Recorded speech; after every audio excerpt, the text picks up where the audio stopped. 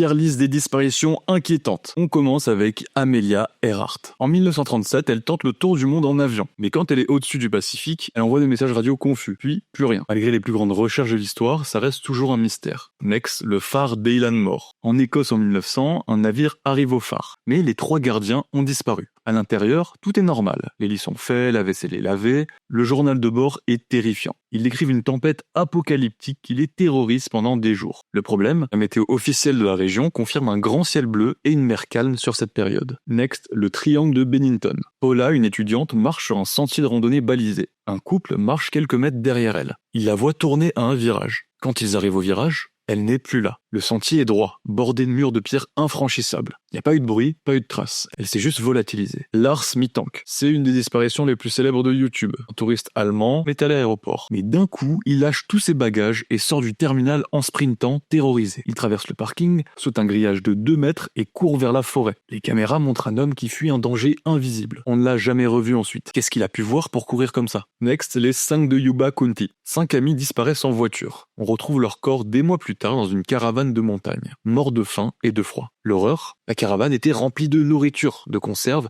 et de gaz pour le chauffage. Mais ils n'y ont pas touché. Ils se sont juste laissés mourir de faim, entourés de vivres et terrorisés par quelque chose dehors qui les empêchait de manger. Les photos du Panama. 2 étudiantes disparaissent dans la jungle. On retrouve leur appareil photo des mois plus tard. D'abord, on y voit des photos de vacances, puis une semaine de vide. Et soudain, 90 photos prises en pleine nuit, dans le noir total. On y voit juste la pluie, des rochers et l'arrière de la tête de l'une d'elles, avec du sang. Aucun autre message derrière. Brian Schaffer. En 2006, Brian entre dans un bar avec des amis. La caméra de l'entrée le filme à 1h55. Le problème, c'est qu'il n'est jamais ressorti. Le bar n'a pas d'autre sortie publique. Les fenêtres sont scellées, les alarmes de secours n'ont pas sonné. La police a compté chaque personne entrée et sortie sur les vidéos. Il y a mathématiquement une personne de plus à l'intérieur. Mais Brian n'a jamais été retrouvé. C'est complètement insensé. Bref, dis toujours où tu vas à tes proches.